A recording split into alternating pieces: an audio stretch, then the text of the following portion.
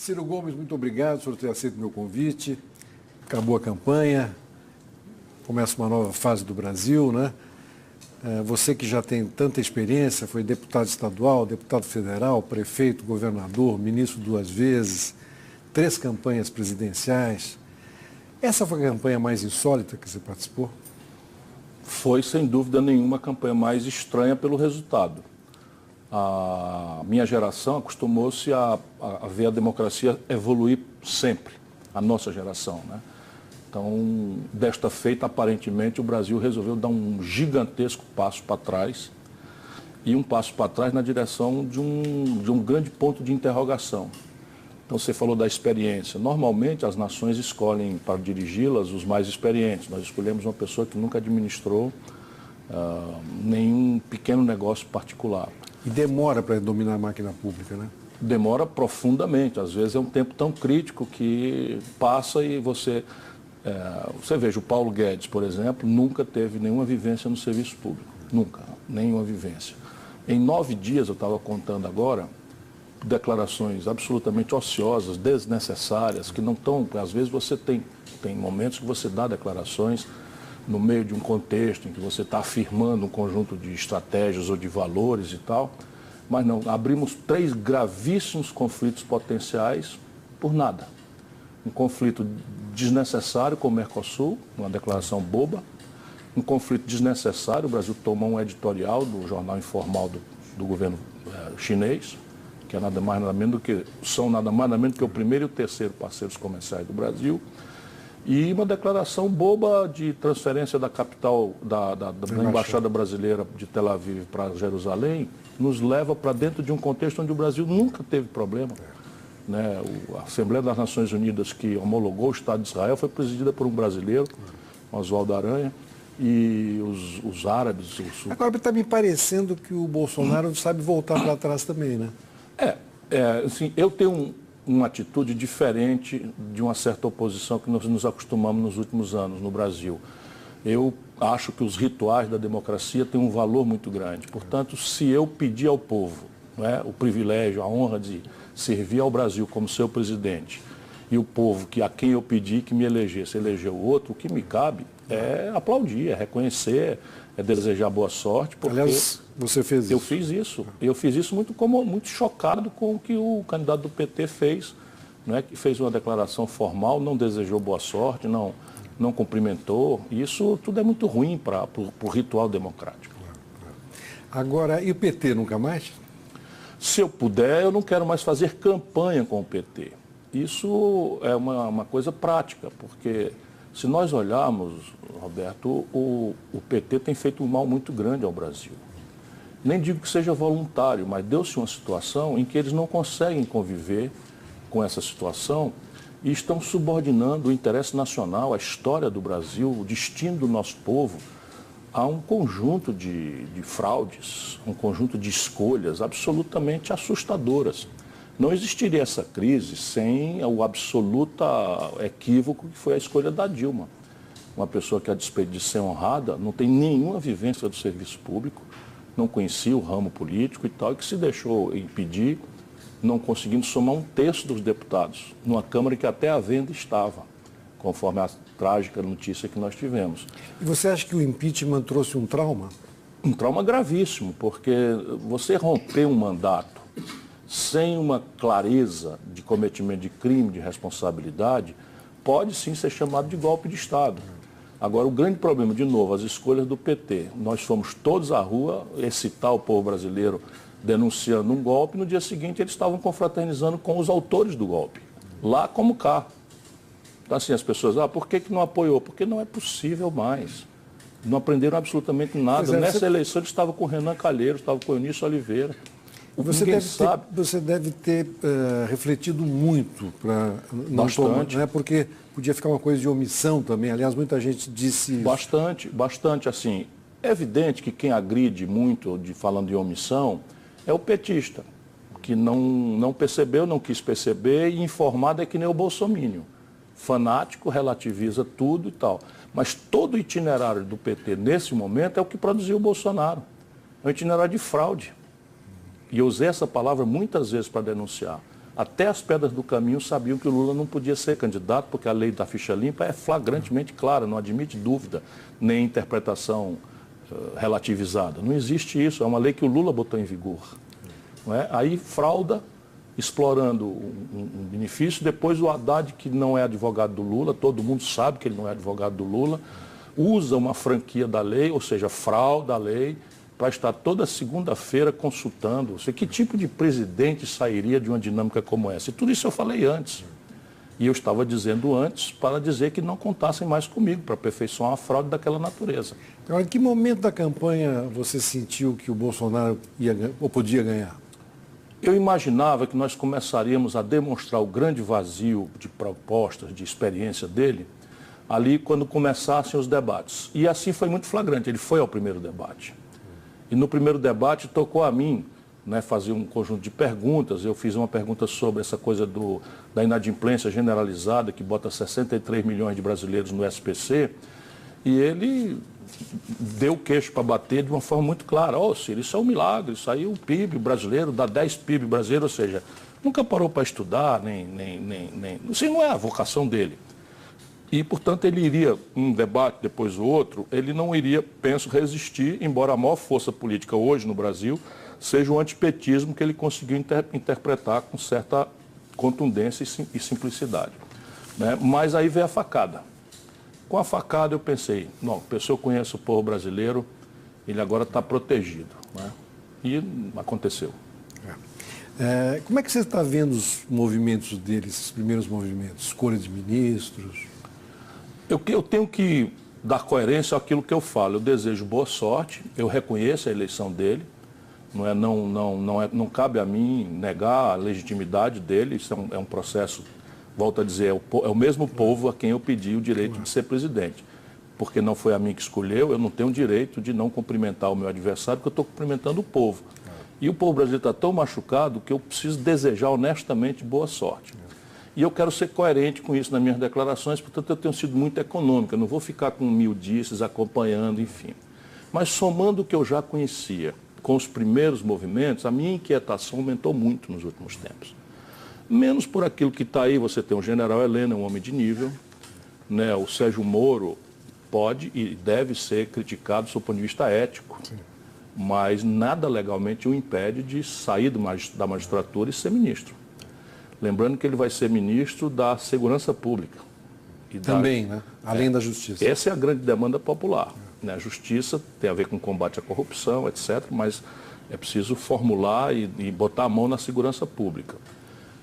A economia me preocupa profundamente. Cada fragmento de informação que sai me preocupa muito. Veja bem, fala-se, não sei com que veracidade, mas saiu da própria boca do Paulo Guedes a ideia de fundir o Banco do Brasil com o Bank of America.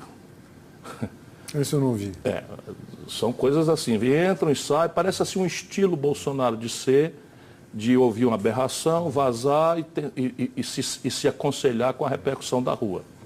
Então, enfim, eu acho que ele tem direito de desenhar o governo dele, tem direito de escolher as pessoas que ele quiser, e a mim cabe vigiar, fazer uma oposição vigilante, baseada... Crítica, mas não oposição por oposição. Eu não faria jamais isso, porque ele é um piloto de um avião onde estamos todos nós dentro, de passageiros, né? E ele precisa acertar. O Brasil está machucado, muito machucado.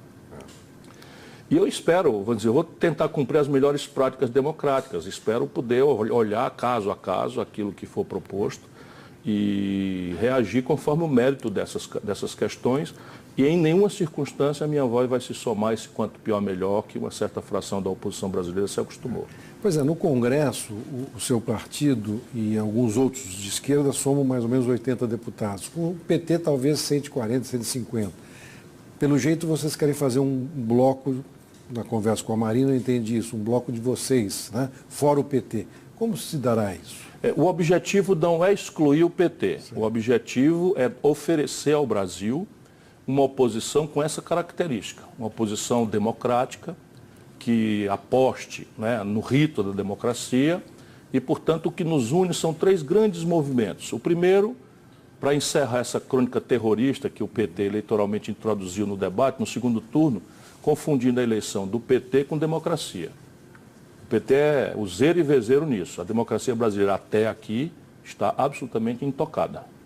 Que todo mundo fique em paz e tranquilo, a democracia brasileira até aqui está intocada. Mas como houve esse terror, nossa tarefa será organizar um movimento que garanta vamos dizer, a saúde da institucionalidade democrática contra qualquer tipo de avanço. A segunda é a questão da proteção do interesse nacional. E o terceiro, a proteção dos interesses dos mais pobres no Brasil, que são aqueles que estão pagando a conta mais amargamente. E o PT, por exemplo, já foi para a justiça tentar impedir a posse do Sérgio Moro, judicializando a política, fazendo aquilo que eles denunciam pesadamente quando os outros fazem. E eu tenho uma memória implacável, o Lula quis ser ministro da Dilma. Uma aberração que eu nunca tinha visto na minha já longeva vida pública, e um ministro do Supremo, de forma aberrante, deu uma liminar proibindo. Numa data é bom lembrar que o Lula não era sequer réu. E eles fazem a mesma coisa, eles denunciam quando os outros fazem com ele, como fizeram o impeachment do Fernando Henrique 50 vezes. Agora, Ciro, você sempre teve uma relação muito próxima com o Lula. Você está magoado ainda?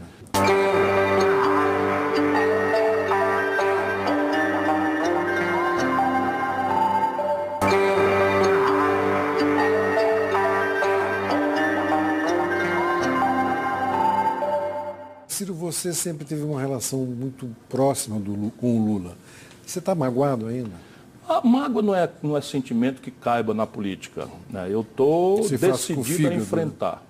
Estou decidido a enfrentar porque enquanto eles obrigavam a todo mundo progressista a uma dicotomia, eles ou nós, eu tenho que ter humildade que eu pertenço a nós e não a eles, né? Então não sempre foi de meu agrado.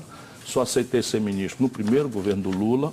Todas as contradições que eu vi, eu denunciei, me afastei, mas eram nós ou eles. E a gente na política é também aquilo que nega. Agora não tem mais cabimento, nenhum cabimento. O que o Lula tem feito ao Brasil é um preço que o país não aguenta mais pagar. O que você mais aprendeu nesses 30 anos de política em relação ao ser humano? O ser humano a humanidade é vária, dizia meu pai. E eu que recebi essa preciosa lição, aprendi na parte. A política revela os extremos da alma humana, não é? A extrema vileza, que é vamos dizer, mais conhecida do nosso povo, e a extrema nobreza, que nem sempre tem o devido destaque.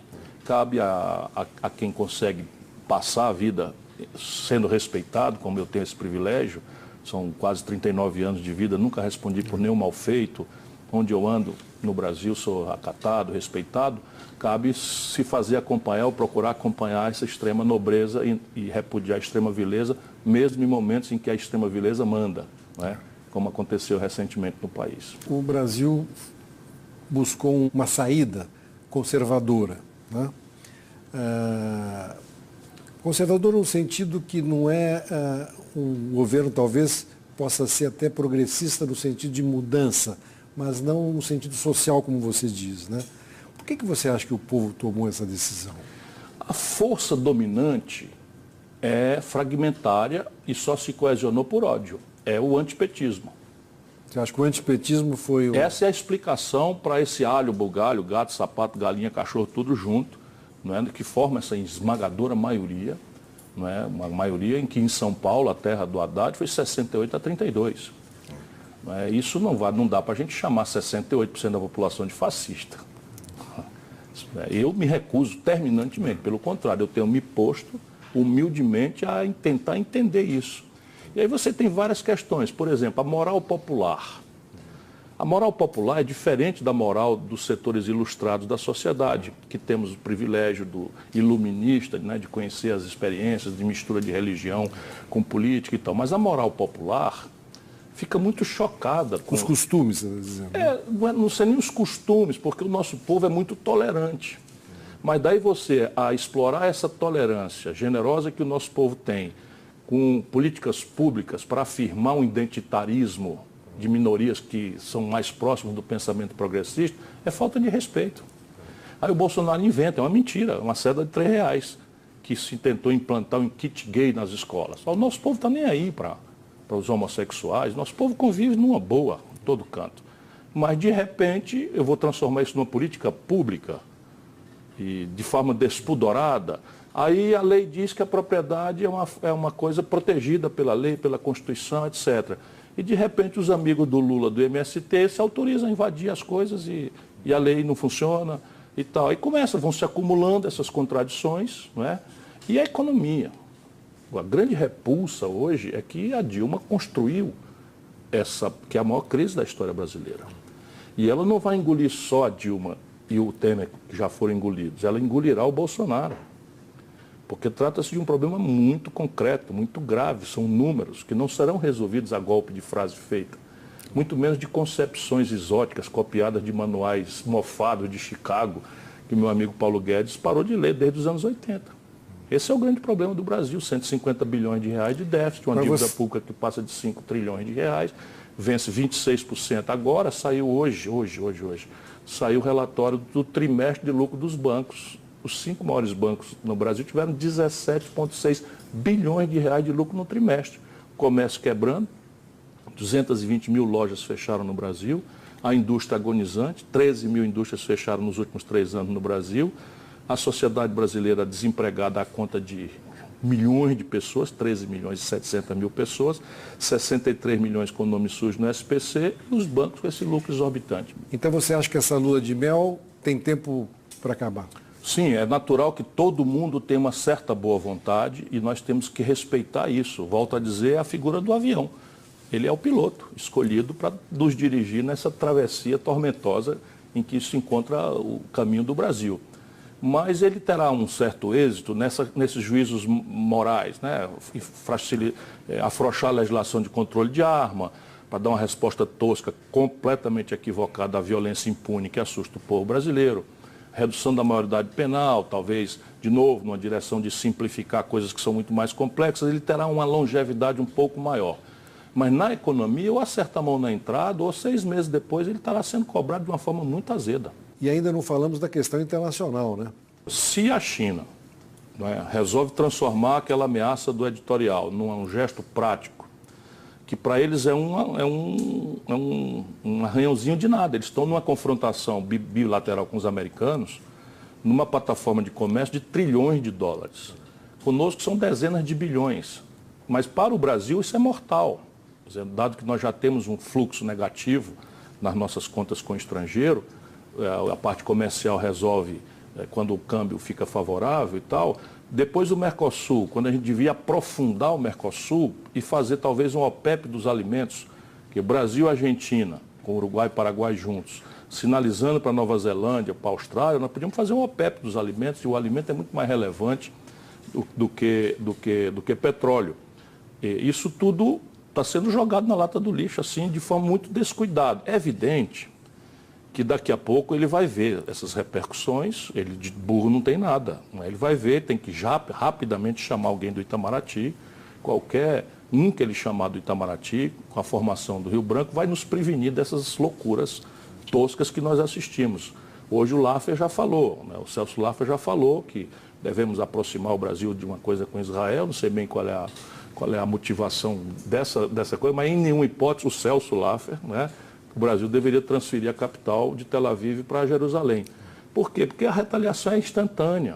A retaliação comercial é um embargo a carnes brasileiras, que é uma das razões pelas quais a gente tem superávit comercial com os árabes, e o outro problema é trazer para a fronteira brasileira o conflito e as suas linguagens de terror, por exemplo.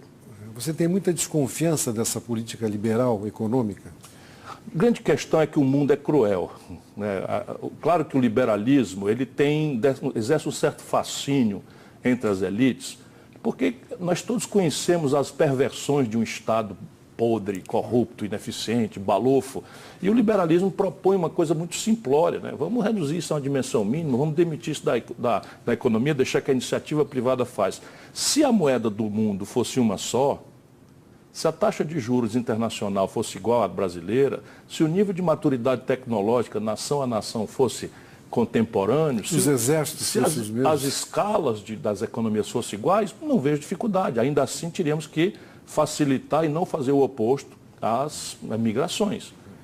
Porque a grande questão é que, na medida em que você pede a facilitação das fronteiras para o fluxo financeiro e comercial, nós vemos crescer o protecionismo contra as migrações. Né? A xenofobia, o próprio Bolsonaro é xenófobo, né? Tem lá uma atitude absolutamente desumana com relação aos venezuelanos, que mexeu com a Amazônia. Os amazônidas votaram em massa no Bolsonaro, parte disso porque ele denuncia o ambientalismo, de novo, o ambientalismo descuidado do senso médio. As populações que vivem esse drama da migração sofrem muito também. É evidente, né? porque o setor público não resiste. Uma onda de 50, 70 mil venezuelanos chega em Pacaraíma, o hospital não resiste. Portanto, a tarefa humanitária é da União Federal. A mesma coisa. A Europa, mais, assim, eu ia dizendo uma palavra aqui que não é muito polida, mas a Europa é menos generosa. A Europa tem mais margem para... A França está tentando fazer uma coisa diferente, né? Mas a Áustria, por exemplo, elegeu um neonazista também, né? E o mundo está duro, o mundo está difícil. Agora, a linguagem e o linguajar do Bolsonaro é, como você falou, muito tosco, muito direto, assim, no mau sentido da palavra, né? Mas na cadeira, sentado na cadeira, ele vai ter que mudar, né? Inclusive, talvez não possa ir tão para a direita como ele se mostrou na campanha. Eu tenho segurança de que a estrutura brasileira vai engolir o Bolsonaro. E nesse sentido eu nem gosto dessa notícia, porque ele é uma energia. E é uma energia na direção de mudar. E essa é uma energia que eu cultivo. Não dá mais para o Brasil ficar como está. Como ele não tem, dizem as neurociências, né, as novas ciências aí enfim, que estudam os movimentos do cérebro, que a nossa capacidade de pensar em abstrato é uma variável da análise combinatória das palavras que a gente domina. E talvez esse seja o problema do Bolsonaro. Ele tem um feixe de palavras muito restrito, e as análises combinatórias dão muito pouco. E está sendo chamada a falar sobre as questões mais complexas e mais sofisticadas do mundo, a partir de um dos países mais complexos e sofisticados do mundo, que é o Brasil. Esse pequeno vocabulário é bom para a campanha, é bom para... Sim, mas para governar é melhor ficar calado. Agora, Ciro... Não é ele não, hein? Quem está dizendo bobagem a 3x4 é o Guedes. Posso repetir aqui uma coisa escatológica? Ele disse para um jornalista, a jornalista perguntou para ele quais eram as empresas prioritárias para a privatização. Ele disse, são aquelas envolvidas no CU dos curiosos. O ministro da Fazenda, da oitava economia do mundo. A prensa no Congresso também foi mal colocada. A prensa no Congresso foi mal colocada. Sim, mas é assim, o que ele está pensando? Aí de graça, disse para uma moça da Argentina, o Mercosul não é prioridade. Agora, Ciro, você também tem de frases, às vezes... Não, eu não estou me arrependendo de frases. A questão é o seguinte, a que serviço, a que proposta, a que propósito essa frase se dá? Eu desafio um brasileiro, eu não me desculpo, mas eu desafio um brasileiro que diga, não, o Ciro esquentou a voz, falou um palavrão descontextualizado, sem objetivo, sem nenhuma razão de ser para isso e tal. A última, recentemente, eu falei de uma pessoa que eu quero bem e estimo, que é o Leonardo Boff. Leonardo Boff faz uma carta para mim super generosa, me enche de elogios no privado, e depois, porque eu não atendo o apelo dele, ele me acusa de ser um antidemocrata, não sei o que, e tal, achando que isso provavelmente é trivial. E eu respondi, isso é um bosta. Nunca dei um dia de serviço, não conheço a opinião dele sobre o mensalão, sobre o petrolão, sobre todas as canalices que o PT fez. Então os valores do Boff são relativizados. Você vê que você tem um linguajar... Então, linguajar é uma coisa. Não seria eu o melhor professor de linguagem para ninguém. Estou falando o seguinte, qual o propósito nós estamos alcançando ou buscando de afirmar que nós vamos transferir a capital à Embaixada do Brasil de Tel Aviv? Qual é o propósito de dizer para um repórter argentino que o Mercosul não é prioridade? A quem interessa o Brasil dizer, não é, que... Enfim, essas coisas malucas que estão sendo faladas aí. O Lula e o Mitterrand competiram 3 vezes e ganharam na 4ª. 22 está longe, mas você vai andar pelo Brasil. Com a experiência que eu tenho, o que eu posso prometer, e isso eu prometo ao povo brasileiro, é que eu vou seguir lutando com a mesma energia. Não vai se aposentar? Não, eu vou seguir lutando com a mesma energia. Eu disse porque eu disse assim, e muito mais porque eu não acreditava. Eu disse, se o Bolsonaro ganhar a eleição, eu vou cumprimentá-lo, desejar boa sorte e saio da política. E vai chorar? Chorar, Chorou? chorar eu chorei. Chorar eu chorei. Menos por mim e mais por aquilo que eu vi mesmo acontecer, os riscos que o país está passando, né? Isso tudo me machuca muito. Eu estou com muita apreensão. Não essa fascistoide que quer negar a legitimidade a ele, mas porque o problema do Brasil é muito grave. E infelizmente nós estamos aí armados, e eu vou tentar desarmar isso, em que o presidente eleito, no dia seguinte, a oposição quer destruir.